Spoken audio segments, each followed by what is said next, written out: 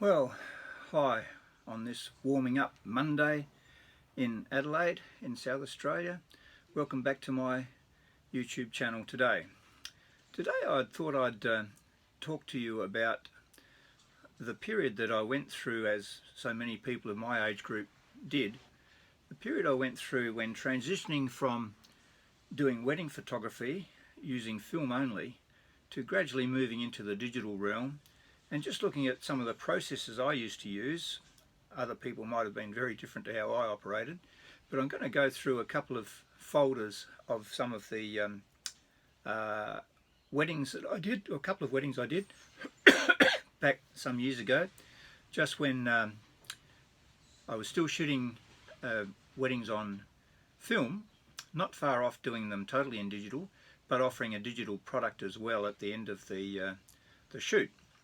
So all of the weddings that I did back then, I used to sometimes offer a package of getting all the negatives 12 months after the wedding, which gave me time, of course, for them to put in orders, and I'd still make some money from the reorders.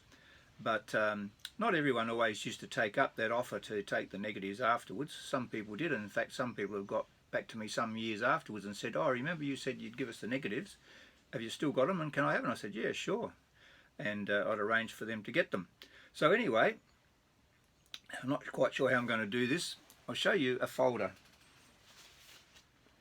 I've got in front of me here. This is a folder, and I've got in front of me here a cabinet where I've got heaps of folders like this, and in them, on the front, I've got the basic details of how much the costs were, the processing and printing, who was assisting me on the day. On this particular wedding, I had another photographer join me later in the day to help out as well, and because I'd helped him out on another shoot, sometimes you used to do that, you'd help each other out depending on what was happening. So I'd have all the costs summarised on the front, and inside, of course, a lot of, we had emails, but you'd also get hard copy letters that would come to you from the customers, and most probably everything's done on email these days. And I would get inquiries, and I would send out letters from to the customers. When I get an inquiry through a wedding SA website, which had a list of all the different photographers, or a lot of different photographers in Adelaide, and this is a sort of letter I would send to a customer after they had made an inquiry. I won't give the details of the person. Dear D, his surname, his Christian name started with a D. "Thank you for your inquiry about photography for your wedding via the Wedding SA website. I trust you've been able to get some idea of my work and approach from my website." I had a separate website back then, which is no longer functioning. "As requested, I have attached a price list for your perusal. You will notice some packages include 2 photographers. The main advantage of this is that the second photographer is capturing good quality candids while I do the main shoot. There are other advantages, of course, too, that if you were sick on the day, you've already got someone booked to do the wedding that could conceivably do the whole wedding by themselves." I go on. "It would be good to have a further no-obligation discussion with you and your fiancé, where we could look at your needs and work out a package to suit you. If you are interested in some digital options, these can also be discussed. Please ring or email if you wish to arrange an appointment. I usually conduct appointments in the evening, and this can be at your residence or at my office studio on Cross Road at Plympton for a year. Myself and my son and about 4 of his mates, we were renting a common studio or an office not far from here, only about 5 minutes from here, which we were all trying to do different things. It was a creative combine, if you like, or something, and we all shared the residence. They got more use out of it than I did. Because I was working full time at the time. But anyway, that was, after a while, that became unworkable. Everyone went their separate ways, but it was a nice experiment to try to see if you could have a collective studio where we all shared the rent. Regards, Jeff Thompson. So they would respond, probably ring me back and discuss that, and then I would work out a timetable.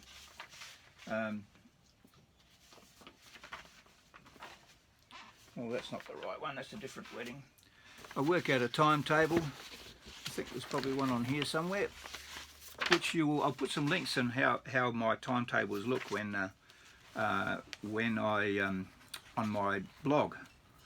I've written about different aspects of preparing for a wedding, timetables, and list of shots that you wanted to take, price lists and all that sort of thing. So I would work out with the couple. I'd sit down before the wedding. This is in person, and we would go through a timetable like this. And I would start off. I would first of all jot down the location and the time of the service, what time that would start. Now, on this particular ceremony, this was going to be at 4 o'clock. The date was the 14th of February 2004, and this was at 4 o'clock. And so I would lock that in. I'd say, is that locked in? Is that the set time for your wedding? And they would usually say yes. And then I would work backwards from there. I'd work out where I'd usually go to the groom's house first, then the bride, and then the ceremony, and then some after ceremony shots at the church or the venue, and then do some family portraits and bridal party portraits, and then move on to the reception. So there's about 5 segments or 6 segments in the whole wedding. But I work out this timetable, and I will work back from where the bride was leaving, and you've got to work out how much your travelling times are. Of course, we didn't have GPS. You'd have to work this out roughly on how to calculate the travelling time in between the different locations. So for this particular wedding, the service started at 4 o'clock. So I worked out that it took a quarter of an hour to get from the bride's house where she was to get to where the church service was. So I worked out that I would leave where the bride was at 3:45 p.m, quarter to 4, and I wanted an hour at her place, so I arrived at 2:45 p.m. And then I would work out where the groom was, and worked out that where he was would take me 45 minutes to get from where he was to where the bride was. So that meant that if I had to be at her place at 2:45 p.m, I would then leave for the bride's address at 2 o'clock, and I'd like an hour at his premises too, so that meant I had to arrive there at 1 o'clock, and so on and so forth. I'll put a link to how I used to do that in the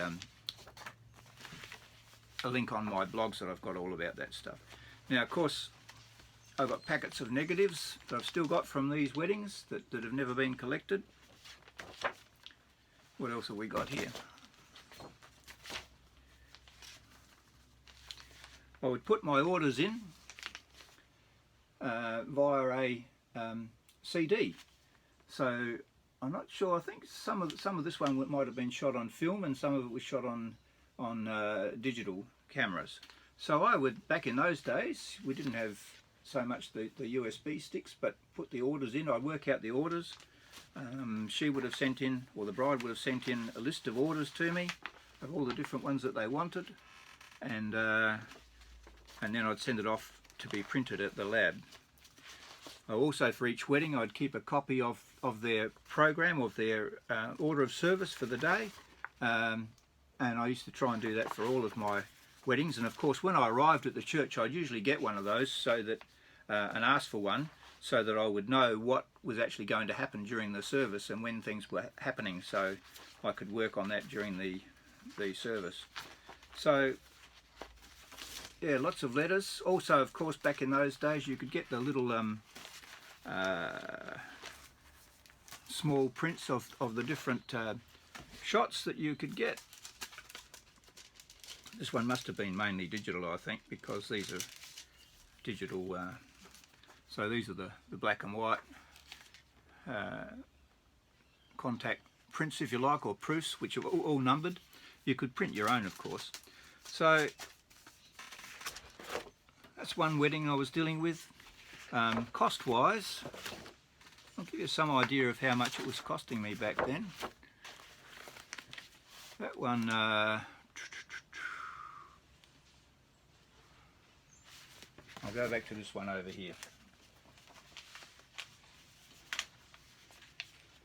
This one this particular one here, I was charging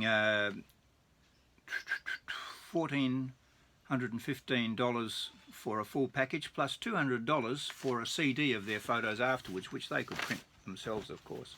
And they're the little small photos, the catalogues that you could get digitally done in those days of the photos. So this particular one, there's a cost sheet here, and I used to go, and I still use Black and White Photographics, which is in South Australia. They're one of the few professional labs still operating these days. And I'm looking at this, and this gives you some idea of what I actually shot.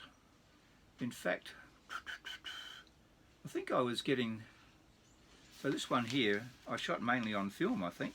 Which one was this? Yeah. So the number of, trying to work out is, this is the actual processing price. Yeah, this must have been the processing, I think.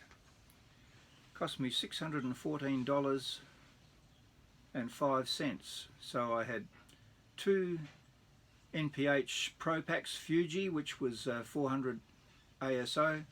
I had 3 films of NPS, which was 160 ISO, ASA, and I had 2 Press 800 films, 136/36, and I had 3 films of XP2 black and white, Ilford black and white. I had a recordable CD. I had developing and processing for all of these sets of 10 by 15 prints, scan the 35mm full uncut rolls, 11 of those. That cost $104.50, I think. And black and white, index prints, scanning, recordable CD. So the whole lot cost me to shoot that wedding about $614.05. And they had a $1,415 package. Now, of course, they ended up ordering other prints afterwards, and which was where you got a little bit of extra money. Still have all the negatives here. So it gives you some idea of what I used to do. And they would put together their own albums. Sometimes I would offer an album if they wanted to help me with one, but I would give them mostly what they wanted via a CD of their prints, but I'd also reprint the actual photos that they wanted reprinted through the film lab. So as a way of keeping a record of my work, these are the sort of albums that you could buy, that you could put your you could sell these to your customers and put one together for them if they wanted. Not too many people used to do that, but certainly for display purposes, these are the sort of albums that I used to put together. And I used to do a lot of prints in 5x7. At one stage when I was first starting out, I would do prints at a 5x7 inch size and put them in a box. I didn't give them an album, I put them in a box. What have we got here? So this is both black and white and colour, and it would come out at that size. Was a beautiful size to print. Some shots during the service, and I'd use these albums to show to customers when they came to see me, of course. You can see some more of the work there, and this is how things used to be. Nowadays people are giving people, I'm not sure what they're doing actually. People are getting a lot of stuff on memory sticks. You can buy little packages to put your memory stick in, and then it's up to you to go and have your album printed at one of the locations where they print such things. This is a wedding that I was involved in a couple of years ago. That's not one of my photos, but there are half of the photos in this album are my shots. I was asked to just come over as a guest at the wedding to actually take some photos of the actual guys getting ready. As it turned out, I ended up doing a lot of the shots that were, half the shots in this album were actually my shots, not the other photographer who they had engaged. So there, that one there, so some of my shots at the actual ceremony. And but that's what you can do these days. Of course, you've got digital USB sticks, and they just print out albums like that at one of the local retail stores where you can get quite nice work done. That's quite a nice big album. So that's just a little bit of a glimpse at what I used to do, photographing weddings. I thoroughly enjoyed it, and I still study what people are up to these days. I've recently sold a Super 8 movie camera to a young guy who's doing wedding videos, and it's really good to look at the work that he's doing on his website, and I look at lots of other people's websites and what they're doing in this day and age. I haven't done a wedding now for at least a couple of years. You get to a certain stage where you've got too many aches and pains to be able to commit to a full day. But anyway, that just gives you a little bit of a glimpse of what I used to do. I could show you these drawers here that are full of all these files. And occasionally, as I said, someone will get back to me, and they'll ask for their negatives, because I promised them to them years ago, but they never bothered to collect them. And there's lots of other shoots that I've got in here as well. I'm just having a look in here. So apart from weddings, I'd also do some family portraits and things like that. So anyway, that's just a little bit of a glimpse. I'll give you some links on below this video on my YouTube channel to some of the posts I've put on my blog, where I talk you through some of the processes and how I used to go about things in shooting weddings. You might find that interesting. So once again, thanks for watching. Don't forget to subscribe, and look forward to seeing you next time.